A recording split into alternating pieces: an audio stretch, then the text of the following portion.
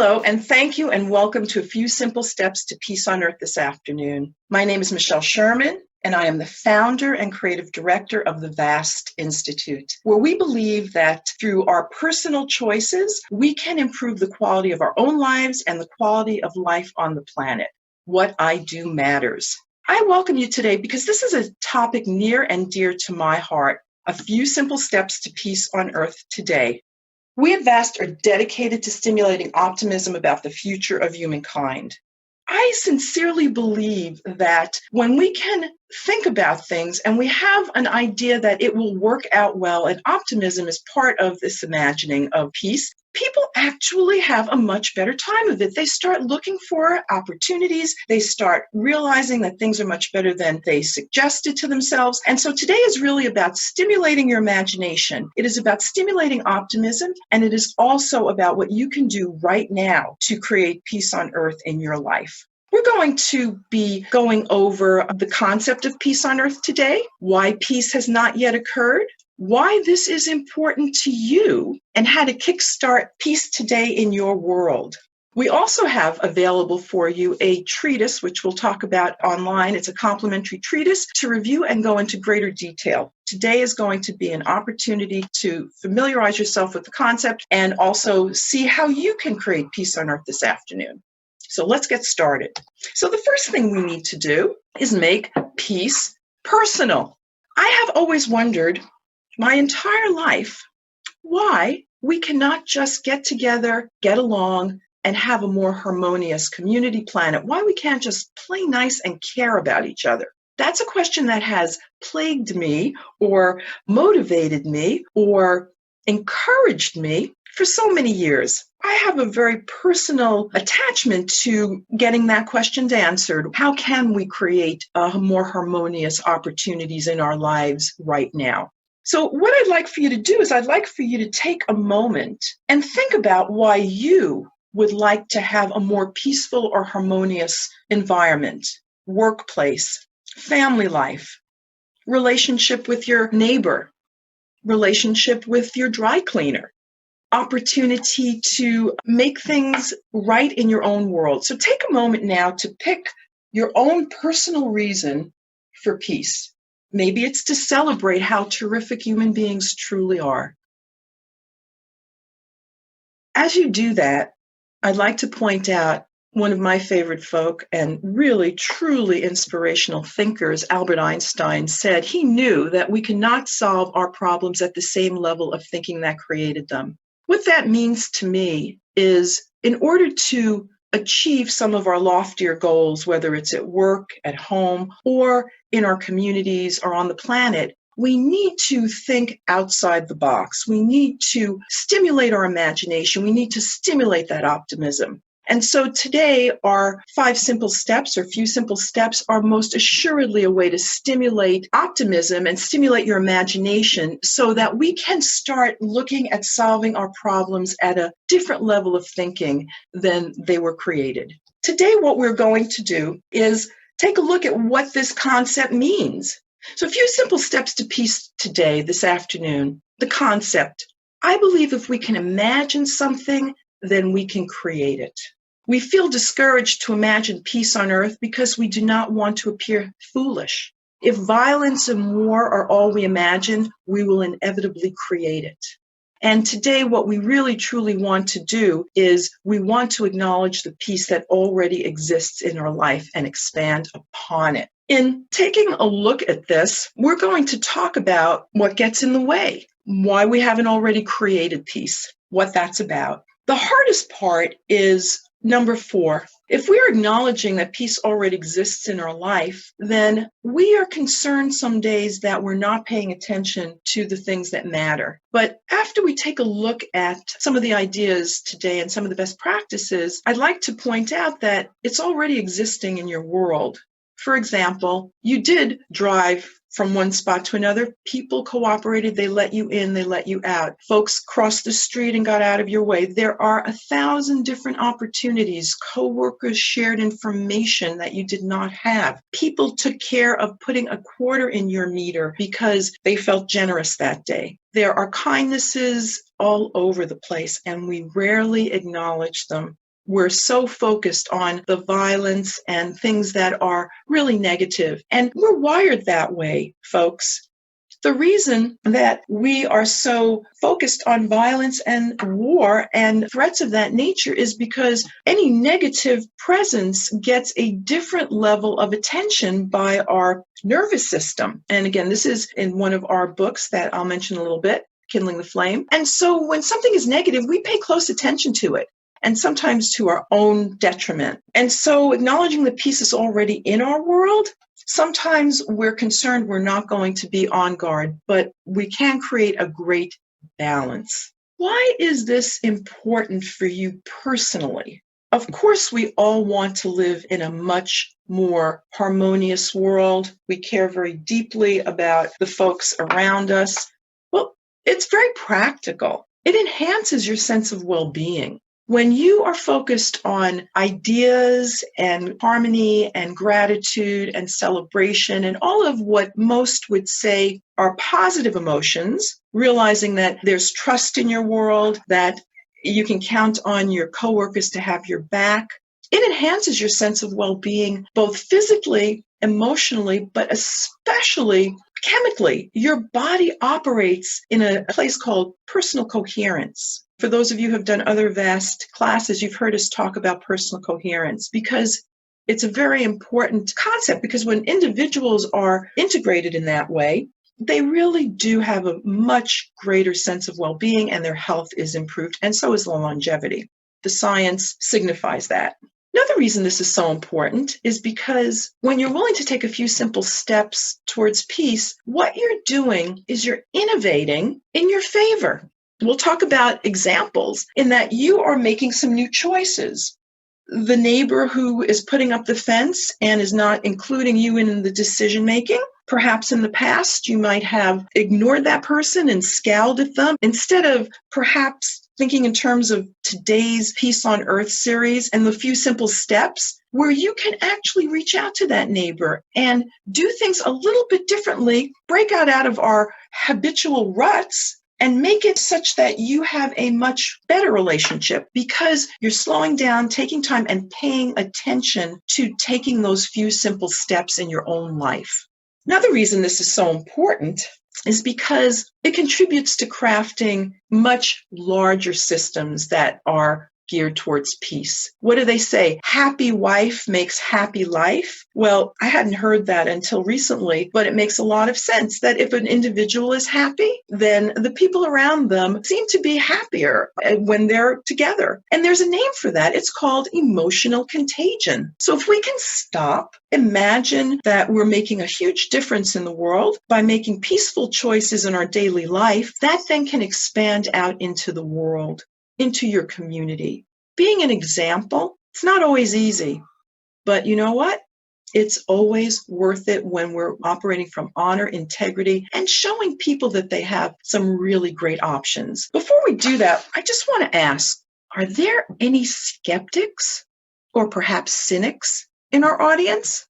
Oh, I see a hand or two going up. Okay, myself included on occasion. So why hasn't peace yet occurred? Let me ask you, take a moment and wonder, why do you think peace hasn't yet occurred?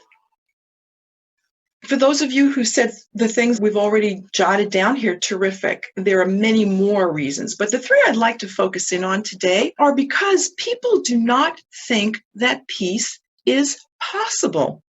They think it's impossible. When I go into a restaurant and I have my own few simple steps practice, a Peace on Earth practice that I dedicate myself to. One of my little quirky moments or peaceful moments is when somebody brings me the check, the waiter or waitress usually says, "Is there anything else, ma'am?" To which I respond, without being sarcastic, I say, "Perhaps peace on earth this afternoon." And the wait person usually looks at me, says, "Oh, that is a great idea, but I don't think that's possible." To which I reply, "Well, perhaps that's true, but have you considered how many people were kind to you today? How many folks moved out of your way on the road? How many people contributed to you getting here safely by following the traffic rules," as an example? by making sure that they paid their bills so that the restaurant could go and purchase some great food, some healthy food for all of us to eat. Thinking it impossible, take a look and check in with yourself, because it's okay to not know how to get someplace, but it's important to know where you want to go, even when it's not evident how to get there. When I met the last gentleman to land on the moon, Commander Eugene Cernan, I had the pleasure of asking him, as I've mentioned in the book, and some of you know, whether they knew how they were going to get to the moon and back when President Kennedy pointed out that we were going to be doing that when he said in 1961, we will return a man to and from the moon safely. They had not a clue, but they believed it was possible. Take a moment, believe it's possible, even though we're not exactly sure how it's going to occur. The next thing is, and I find this to be the most genuine reason why people have not yet created peace, it's presented as boring. I mean, people think of idyllic, and when they talk about idyllic, they're talking about boring. Instead of imagining, innovating, as we had talked about earlier, imagining if on this planet, as a species, we were cooperating or getting along in a way we have not yet accomplished, what sort of energy would that release for us to create something wonderful together? Would we build the space station, which we are working on together? Would we clean up the environment? Would we take care of our children? Would we make sure that people who were being displaced through some of the changes that are happening in the world, a variety of different types, are given wonderful places to live? How would we get along if we had a harmonious community on the planet? It's the lack of imagining it as exciting and interesting and stimulating, and that we would be able to do things we have not yet had the luxury of considering as a beloved species on this planet. If you imagine it as boring, that's okay, but catch yourself in realizing that is not true. If you don't know the answer, then why not imagine it would be amazingly satisfying, delightful? And then the last reason why it hasn't yet occurred is because you have to do things a little differently. Again, remember Einstein? We need to think at a different level in order to solve our problems. With that in mind, let's take a look at how to kickstart peace on earth this afternoon in your life. What you need to do is you need to think it possible. So let me give you a couple of little things that you can do or try. And everything is in great detail on our website. You can download the complimentary 13-page treatise for more details. But let me give you a few ideas to get you going. So how to kickstart it? First thing is, of course, as I said earlier, thinking of it as possible. Now, if you think it's possible, you may be confronted by people who laugh, jeer, because again, they don't want to look foolish. They don't want to look silly. And their attitude is, well, it hasn't happened yet. Actually, as I said, it happens 100 times an hour in your life. We just don't notice it or pay attention to it, celebrate it or honor it. Some people do. They say what you're grateful for seems to expand and increase in your life. For some people believe it's just a matter of common courtesy. But believing it's possible and then realizing, hey, what can I do? Well, you can be kind to people when you're driving. In the treatise, we talk about driving nice. So driving nice is possible because guess what? I do that every day. And so take a look at where things are going well. That will stimulate your ability to think it's possible. Whenever you see good news, celebrate it. When you see people have made a peace treaty, when you see neighbors getting along, when you've resolved a conflict, when there's been a phenomenally wonderful outcome at work from a team that is usually at odds with each other. Just notice it, but believe it's possible. Next thing is imagine it as wondrous. Wondrous is an amazingly wonderful word.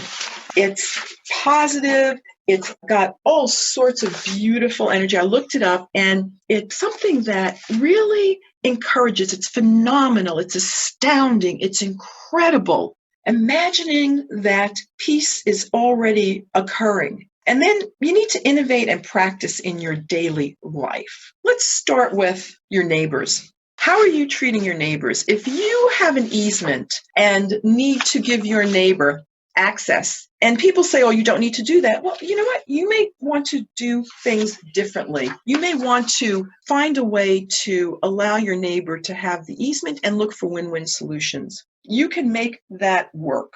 Another way that you can create peace on earth this afternoon is when you drive, wait for it, signal. Please, if you were to signal every time you were to change lanes and let everybody around you know where you were going, that would be very helpful. That would be considerate. Again, little things like that make a big difference. Or merging nicely.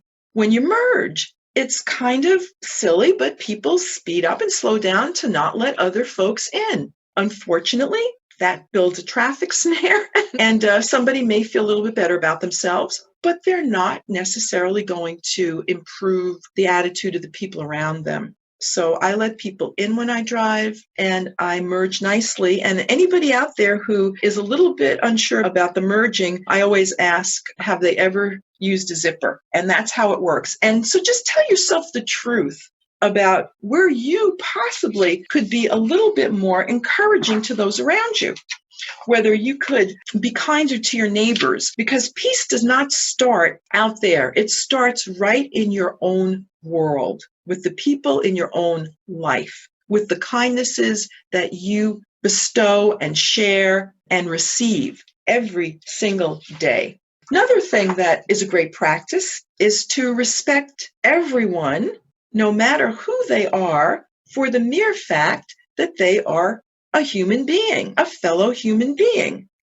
This is very innovative because that then allows you to perhaps not want to be around people because it's not in your best interest, but you could still respect them for who they are. You can set great boundaries, looking for the good in people, finding something that you can respect as a fellow human being. That takes a little bit of practice, but it's worthwhile. The last thing I'd like to say about how to kickstart your practice is to wage peace within yourself. Most people work so hard to make things happen. They have families, they have jobs, they're serving their community, they're running for a local PTA, they are making sure that their coworkers have that document, even though they're staying up till 2 o'clock in the morning. So when their coworkers get on that airplane, they have what they need. There are so many ways that you already contribute to peace on earth this afternoon, but doing it within yourself, that is, I think, the most dedicated practice. I sometimes lose my patience. I'm not proud of it. The truth is, I'm working on it. And it's one of my learning edges. Sometimes I get angry. Again, not my proudest moment, but it's true about me. It's happened. It will happen again. And I realize the people around me, they do not deserve that. What they deserve is my most kind-hearted attempt to communicate with them so I can have my own frustration, but not take it out on other people. Looking in my own direction, again, that's the greatest innovation. Einstein knew that imagination is more important than knowledge. What I'd like to do is I'd like to ask you to take a moment to imagine where in your life you would like to have more peace. Is it with that coworker who is always giving you the stink eye? Is it with the person who lives down the block that seems to park in front of your house, even though there's a spot in front of their house? Is it with your children because they are children? Is it with your neighbors? Is it with your friends? Is it with your family? Is it with yourself? So take a moment to imagine where you can make a huge difference through a few simple steps, a few new choices to peace on earth this afternoon. And I'd like for you to please pick 1 to 3 areas that would really support you. Is it in your driving? Is it in merging? Is it in being kinder to your neighbor to the north? Is it including somebody in a social event that perhaps you might not think of otherwise? Is it owning your imperfection and apologizing? Is it saying thank you without embarrassment? Is it admitting that perhaps you made a mistake? So please take a moment and think of 3 areas that work best for you. Now, for those of you who would like a little bit more information on why this is important, and our 13-page treatise goes into great detail. This is just an opportunity for you to understand that peace is about us imagining it. I would love for you to consider telling yourself a new story, an innovative story. I'd like for you to imagine things at a higher level of thinking. And I'd like for you to take a few simple steps to peace on earth this afternoon in a way that would honor, nourish, and delight you, that would support your life. Our treatise has many examples. It's our free and complimentary gift to you, because at the Vast Institute, we would like to provide as many nourishing ideas for you to consider, for you to play with, and for you to add to your life and best practices. So please take a moment after our conference today and feel free to download our complimentary treatise. It's a lovely gift and it's available to everyone. Another way is through a book called Kindling the Flame, The Art and Science of Cognitive Replenishment. The reason that I point out Kindling the Flame is because optimism and expanded problem solving are really, truly the outcome of a nourished mind. Those of us who are dedicated to improving the world, those of us who would like to have a better time with our kids, those of us who are lifelong learners, and those of us who are wanting to just simply reduce our stress. There's something in this for everyone, and it goes into greater detail about optimism and a lot of the things that we can do to stimulate our innovation and our divergent thinking. That's available on our website or from your favorite bookseller, and there's also a digital format. As we bring a close to today's online learning for Peace on Earth this afternoon, I just want to say reality is always kinder than the story we tell about it. If we look for peace, we will find it. If we bring our attention to it, we will expand it. If we discuss it, if we're willing to go first, if we're willing to say to the waiter, peace on earth this afternoon, he will then or she will then say, well, that's not possible. And after a smile and reminding them that, hey, there were a lot of kind people that supported your getting here safely, whether it was the air traffic controller who watched your plane, the person in the parking lot who let you go ahead of them, you will be completely delighted in knowing that. What I do matters. At the Vast Institute, we are honored and dedicated to stimulating optimism about the future of humankind. I am so pleased that you could be here. Take a moment to download our full treatise on Peace on Earth. I will be looking for you when we're driving because we're going to be merging. Nice. And I just want to say what a pleasure it is to be part of a team and a community of lifelong learners who are dedicated to making the world a better place through their personal choices. Thank you so much. I appreciate what you're up to. Thank you for your questions, and we will see you soon.